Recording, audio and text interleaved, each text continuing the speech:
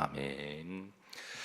자, 오늘 말씀은 하나님이 행하신 일들 가운데 요셉을 향하신 하나님의 일입니다. 자, 17절에 보시면 다 같이 합독합니다. 그가 한 사람을 앞서 보내셨으며 요셉이 종으로 팔렸도다. 이 본절에는 두 가지의 이제 문장으로 되어 있는데요. 먼저 첫 번째는 하나님이 한 사람을 앞서 보내셨다. 이 그가는 하나님입니다. 한 사람을 보내셨다. 그 한 사람이 바로 요셉입니다. 자, 그런데 이 보내신다라는 말은 이 말은 이제 대사로 이렇게 또 대표로 보내신다라는 의미가 있는데, 근데 하나님이 요셉을 보내실 때는 이제 대사로 아니면 이제 청운의 꿈을 안고 유학을 보내는 그런 보내심이 아니라 그림자로 보시면 뭐로 팔렸도다? 종으로 보내심을 종으로 팔렸습니다. 하나님이 요셉을 향한 큰 그림이 있으셨습니다. 빅피처가 있으셨어요. 요셉을 향한 큰 행하실 일들이 있으셨습니다. 근데 우리가 이제 당시 애굽은 세계에서 제일 잘 나가는 나라니까 지금의 미국이라고 보시면 돼요. 아니면 유럽이라도 보셔도 되고. 자, 그런데 세계에서 나라가 잘 살면 외국에서 사람들이 많이 들어옵니다. 우리나라도 잘 살게 되니까 이제 많은 분들이 들어오시잖아요. 나라가 잘 살면 항상 많은 사람들이 그 유학으로 오든 아니면 뭐 투자를 오든 뭐 이제 뭐 대사 오든 많이 들어오게 되는데, 당시 애굽은 모든 사람들이 선망의 대상의 나라였습니다. 그래서 유학으로 가기도 하고 또 이렇게 대사로 보내기도 하는데, 근데 하나님이 요셉을 애굽에 보내실 때 젊은 나이에 유학생으로 보내신 것도 아니고 또 대사로 보내신 것도 아니라 종으로 보내셨습니다. 그것도 노예로 팔려감을 당하는 그렇게 해서 애굽에 보내셨습니다. 우리가 잘 아는 욥기 8장 7절에 보시면 내 시작은 마에서나 미약하였으나 내 나중은 심히 뭐하리라? 장대하리라. 흔히 이제 가게 가면 제일 많이 붙여 있는 성구죠. 사업터에 가면 제일 좋아하는 말씀입니다. 성경의 시작은 미약하였지만 내 나중에 심히 장대했던 대표적인 한 사람을 들라면 요셉입니다. 여러분 잘 알다시피 요셉은 17살에 그런 종으로 팔려갔어요. 17살에 그때부터 그의 인생 고난의 행군이 시작됩니다. 17살이면 이제 고등학생 정도 되는 그런 나이잖아요. 그가 앞으로 당할 고난을 생각하면 그런 그 고난의 행군에 살만한 나이가 너무 어린 나이고, 인생을 알기에는 너무나 어린 나이고, 또 마음도 너무나 어린 그런 상태입니다. 18절입니다. 그 다음 절을 보시면 그의 발은 착고를 차고 그의 몸은 쇠사슬에 매였으니 그랬습니다. 자, 요셉이 팔린 곳은 더단이라고 하는 곳입니다. 그것은 이제 애굽까지, 그 거리가 서울에 산 목포까지 거리 정도가 된다고 보시면 돼요. 서울에서 목포까지 거리가 얼마쯤 되죠? 한 350km 정도가 되죠. 그 거리를 이제 팔려가는데, 옛날에는 당시 노예나 종이 도망가는 일이 비번했기 때문에 그래서 도망가지 못하도록 발에 잡고 쇠사슬을 이야기하죠.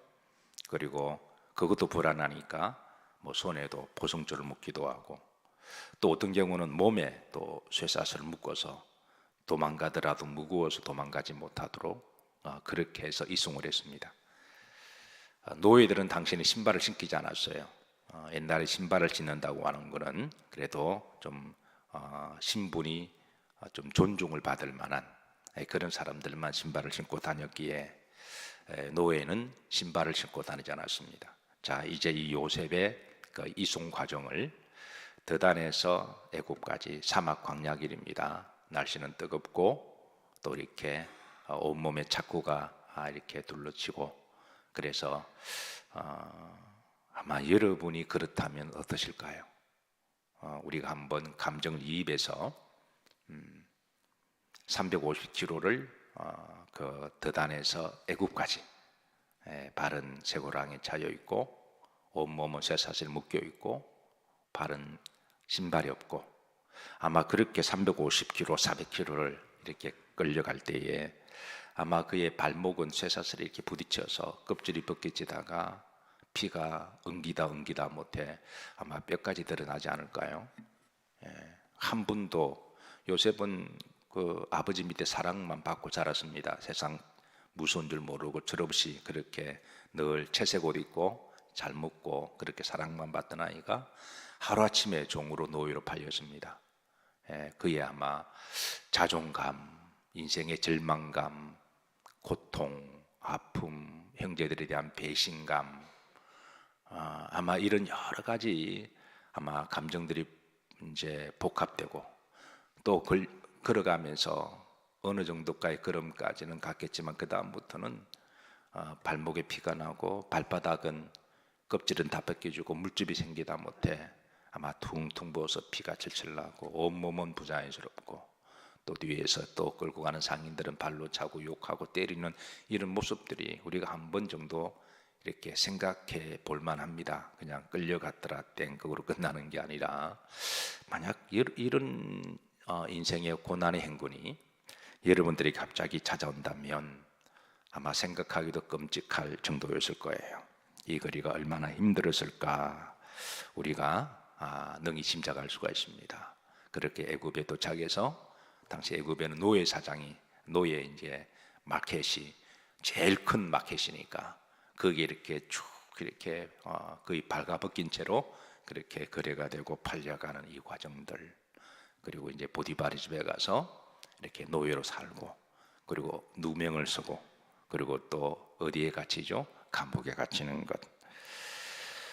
자, 19절입니다. 자, 이 모든 과정을 이제 18절 이 한 절로 그렇게 축약돼서 우리에게 말씀을 전해 주시고 19절 곧 여호와의 말씀이 마할 때까지라 응할 때까지라 그의 말씀이 그를 마하였도다 단련했다. 요셉의 이런 모든 과정을 아픔과 고통과 그 절망을 하나님이 요셉을 마하셨다 단련하셨다라는 거예요. 그의 모든 고통과 아픔과 절망과 눈물과 형제들에 대한 배신과 억울함과 분노 이런 것들을 하나님이 그를 마하셨다 단련하시고 그리고 이 모든 감정들 그가 단련하는 과정 가운데 이게 다 융합이 됩니다. 이게 다 융합이 돼요. 믿음 안에서 이게 다 정리가 됩니다. 이게 정리가 안 되면 이게 하나님이 쓰실 수도 없거든요. 이게 나중에 이게 다 하나님이 모든 걸 협력하여 이거를 융합을 시키고 이게 신앙으로 정리를 하십니다. 자, 20절입니다. 합독합니다. 왕이 사람을 보내어 그를 석방함이요 뭇 백성의 통치자가 그를 자유롭게 하였도다. 요셉의 억울한 것 중에 또 하나가 하루아침에 파렴치한 성강간범으로 오해를 받아서 감옥에 갇히는 일이었죠. 한 번 가면 나올 수 없는 절망의 감옥입니다. 그런데 이제 그곳에 갇혔을 때 하나님이 바로 그 감옥에서 이제 요셉의 인생을 지평을 새롭게 열어 주십니다. 항상 하나님은 우리 인생의 가장 막장까지 끝까지 가게 하셔서 그때의 지평을 열어 주시는데 왜 적당하게 하나님은 우리를 단련하시다가 우리를 이렇게 길을 열어주지 않으실까? 왜냐하면 인간은 막장까지 가봐야 그 바닥을 알기 때문에 그런 거죠. 끝까지 가봐야 인간의 그 절망의 끝자락에서 하나님만을 의지하는 이제 하나님을 붙드는 그런 믿음 때문에 하나님은 요셉을 단련하게 하신 것이죠. 후렴지를 보시면 이제 뭇 백성의 통치자가 그를 자유롭게 하였도다. 그러니까 나중에 하나님이 애굽의 통치자로 그렇게 세우십니다. 21절입니다. 합독합니다. 그를 그의 집의 주관자로 삼아 그의 모든 소유를 관리하게 하시고 그랬습니다. 이게 이제 애굽의 총리죠. 애굽의 그때 나라의 그 국정의 운영 방식은 그 왕은 이름만 있고 나머지 모든 일은 총리가 관할 집행하는 그런 정권을 가지고 있는 그런 국정제도여서 실제적으로 나라를 통치하는 사람은 바로 요셉이었습니다. 자, 하나님은 요셉에게 이제 리더십의 은사와 지혜의 은사도 주셨는데요. 22절입니다. 합독합니다. 그의 뜻대로 모든 신하를 마하며 다스린다. 이게 리더십이죠.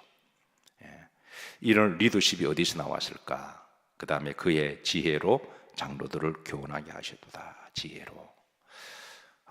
그 애굽이 보통 나라가 아니거든요. 그냥 구멍강에나 그냥 자그마한 기업 운영할 정도의 그런 곳이 아닙니다. 그런 거대한 제국을 그렇게 운영할 수 있는 그런 지혜가 어디서 나왔을까? 바로 그의 단련관 가운데, 그의 고난 가운데 나왔습니다. 자, 하나님은 요셉에게 꿈을 해석하는 은사를 주셨습니다. 감옥에서 꿈을 잘 해석함으로 그가 이제 등극을 하게 되죠. 그러니까 꿈을 해석하는 그런 신비한 은사는 하나님이 주셨습니다. 이거는 사람이 노력한다고 우리가 얻을 수 있는 게 아니에요. 우리가 뭐 예언적 은사라든가 또 하나님의 말씀을 전하는 지혜의 영적인 지혜의 은사라든가 병 고치는 은사라든가 이런 병 고치는 사람이 배워서 되는 거 아니잖아요. 배워서 되는 거는 의사고, 근데 하나님이 병을 고치는 은사는 하나님 주시는 은사입니다. 근데 요셉에게는 하나님이 꿈을 해몽하는 은사를 주요. 그건 하나님 주시는 은사입니다. 그러나 그의 리더십의 은사, 사람을 관리하고 그리고 사람을 다스리는 그 지혜의 은사는 그 고난을 통해서 배운 겁니다. 그래서 이 두 가지의 은사가 잘 융합이 되므로 하나님이 요셉을 귀하게 쓰십니다. 사랑하는 성도 여러분, 저는 이 두 은사가 여러분 가운데 있으시기를 주의 이름으로 축복합니다. 하나님이 우리에게 주신 은사, 이걸 영적인 은사라고 그러죠. 그러나 반면에 우리가 인생을 살면서 이제 우리가 단련받고 연단을 통해서 우리가 노력함으로 얻는 은사, 이 은사도 굉장히 중요한 거죠. 그게 열심히 공부해서 내가 얻는 은사든 아니면 인생의 고난의 수업을 통하여 산전수전 다 겪고 고생만 했더라가 아니라 요셉이 산전수전을 다 겪으면서 인간은 어떤 종류의 사람이다. 인간이 밑바닥부터 모든 것을 다 경험하지 않았을까요? 자기를 팔아먹은 형들이라고 할지라도 영이 다르면 형제도 다른 거예요. 그리고 충성했던 보디발의 집에서 결국은 억울한 누명을 쓰고 감옥에 갇히는 것. 그가 겪었던 많은 사람들의 인간관계를 통해서 그가 사람에 대한 죄성도 보고 적개심도 가지지만 그러나 그거를 뛰어넘어서 나중에 융합해서 인간은 연약하고 죄인이며 하나님의 긍휼과 하나님의 지도가 필요하다라고 하는, 결국은 사람이 부정적인 것으로 맞추는 게 아니라 그거를 극복해서 이 모든 것을 세워나갈 수 있는 그런 리더십의 연사, 모든 사람을 살릴 수 있는 그런 더불어 만들어가는 공동체의 건강성, 그리고 아픔을 알고 상처를 알고 그리고 사람을 축복하고자 하는 것, 이게 요셉이 그가 바다까지 가서 그가 배웠던 그 은사죠. 그래서 우리 그리스도인들은 기도와 믿음 생활을 열심히 함으로 하나님 주신 영적 은사와 더불어 그리고 우리가 노력하고 또 우리가 경험하는 것을 통해서 빨리 지혜롭게 캐치를 해서 그리고 우리가 또 단련을 통해서 그런 은사가 있으시기를 주의 이름으로 축복합니다. 자, 요셉은 애굽에서 무려 80년 동안 총리직을 합니다. 17살에 팔려가서 13년 동안에 정말 죽을 고생을 다 합니다. 그리고 30세에 이제 총리가 되었고, 그리고 하나님이 부르실까지 110세까지 살았으니까 80년 동안에 애굽의 총리가 되어서 요셉으로 말미암아 나중에 이제 이스라엘 자손들이 다 애굽으로 와서 고센이란 땅에서 정말 엄청난 축복을 누리게 돼요. 엄청난 요셉 한 사람 때문에 그의 가문이 축복을 받습니다. 저는 여러분 한 사람 때문에 여러분의 가문이 복음화가 되고 또 축복이 되기를 주의 이름으로 축복합니다. 여러분 한 사람 때문에 여러분의 가문이 화목하기를 주의 이름으로 축복합니다. 요셉 한 사람 때문에 이스라엘 백성들이 다 축복을 받았어요. 요셉 한 사람 때문에 애굽도 나중에 구원을 받습니다. 애굽에 큰 기근이 왔을 때 7년 동안에 엄청난 기근이 왔을 때 근데 요셉의 지혜로 또 이렇게 굶어 죽는 사람이 없게 하시고, 그래서 요셉 때문에 그 나라가 복을 받죠. 저는 우리나라에 그리스도인으로 말미암아 우리나라가 번영하고 축복받기를 기도합니다. 사실 우리나라 복음이 들어오고 우리나라가 얼마나 많은 지금 번영을 누리고 있나요? 우리나라 역사 가운데 지금처럼 잘 사는 때가 없습니다. 어르신들의 이야기를 들어보면 이제 그 옛날에 6.25를 거치고 보릿고개 넘기고, 그분들은 우리나라가 제일 가난할 때 지금은 세계 10위까지 모든 과정을 다 거치신 분들이거든요. 예. 요즘 젊은 사람들에게는 잘 이해가 안 되지만 우리나라가 이렇게 되면서 그 과정 가운데 기도가 있었고 또 우리 신앙에 그런 선배들이 계셨기 때문에 우리나라가 이렇게 복을 받은 거죠. 자, 80년 동안 그러니까 13년 고생하고 80년 동안에 이렇게 축복을 누리는 거라면 이게 가치가 있지 않을까요? 물론 요셉은 처음에 종으로 팔려갔을 때에 내 인생에 왜 이런 일이 있는지 아마 그도 원망도 많이 했을 테고 인생에 대해서 이유를 알지 못하고 방황도 많이 했을 터이고 아마 그가 흘린 눈물은 형님을 만났을 때 대성통곡하게 했던 그 엉어리진 눈물을 잘 대변하고 있죠. 그래서 그의 눈물도 한없이 흘렸을 테고 억울함도 분노도 있었지만 그 13년의 세월의 고난을 통하여 80년 동안에 그가 이제 하나님의 축복을 받고 죽을 때까지 그가 고생을 했기 때문에 80년 동안의 생활을 교만하지 아니하고 계속 겸손하게 하지 않았을까요? 아마 그가 고생하지 않고 처음부터 애굽의 총리가 되었다면, 애굽에 갈 때 유학 가가지고 그리고 대사로 가가지고 총리가 되었다면 아마 그가 휘두르는 칼에 많은 사람들이 상처가 났을 거예요. 그의 말 한마디에 많은 사람들이 아픔이 있었을 거예요. 그러나 그가 13년 동안에 그는 종으로 팔려가서 요즘으로 말하면 이제 미국으로 갔는데 이제 배 타고 간 거예요. 불법 이렇게 가가지고 그냥 죽도록 고생하고 나중에 성공한 그런 케이스라고 보시면 되는데요. 그래서 그런 그 인생의 그 자양분이 있었기 때문에 그가 총리가 되어도 교만하지 아니하고 하나님을 전적으로 의지하고 하나님께 기도하고 또 하나님께 은사를 주셨고 또 그 단련을 통해서 배웠던 은사를 잘 리더십의 은사와 그리고 지혜의 은사를 가지고 그가 최선을 다할 때 80년 동안에 정말 요셉의 인생은 시작은 따라 샀습니다. 미약하였으나 내 나중은 심히 창대하리라. 요셉의 이름의 뜻은 더하신다라는 말입니다. 처음은 미약했지만 하나님이 하나하나 더해 주신 거죠. 그의 인격을 성숙을 더해 주시고 또 그가 겸손을 더해 주시고 또 그가 인생에 또 여러 가지 배워야 될 레슨들을 깨달아야 될 것들을 그런 것들을 그가 하나님과만 알 수 있는 그런 은혜를 받을 때마다 하나하나 더해 주신 거죠. 그래서 그렇게 다듬어 가시는 하나님, 하나님이 오늘 말씀에 말씀이 응할 때까지 그를 단련시키셨도다. 어떤 사람은 고생만 하는 사람이 있습니다. 죽도록 고생만 하고 별로 단련받는 게 없다면 그 얼마나 억울해요. 정말 글자 그대로 개고생이죠. 개고생은 고생하는데 얻는 게 없을 때 개고생이라 그러잖아요. 그러니까 맨날 반복되는 거죠.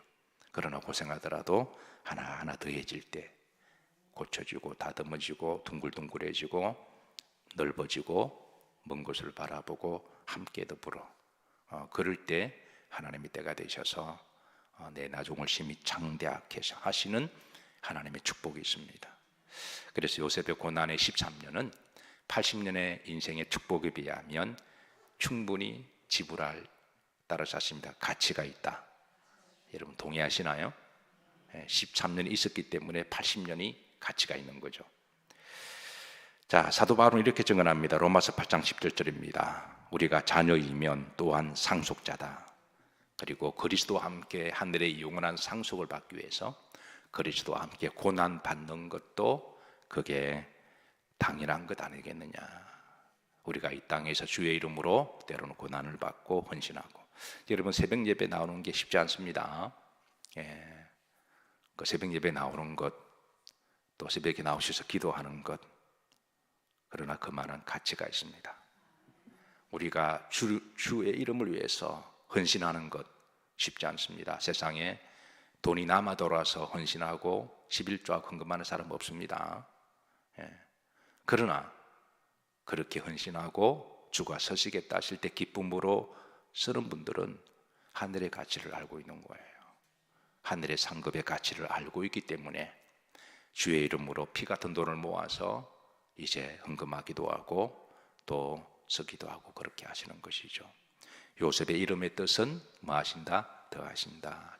여러분의 이정 가운데 하나님이 더하시는 복이 있으시기를, 더하시는 복이 있으시고, 오늘도 하나님의 사랑이 조금 더해지시고, 또 하나님의 그 용서의 마음이 조금 더 더해지시고, 오늘도 감사가 조금 더 더해지시고, 오늘도 기쁨이 좀 더 더해지시고, 여러분의 기도의 깊이와 영성도 좀 더 더해지시고, 여러분의 친절과 섬김이 주변 사람들에게 조금 더 더해주시고, 여러분의 좀 넉넉한 아량하는 마음이 오늘도 좀 더 더해주시고, 오늘도 여러분이 감사가 좀 더 더해주시고, 오늘도 건강이 좀 더 더해주시고, 그래 천국에는 영원토록 더하는 복이 있으시기를 주의 이름으로 축복합니다.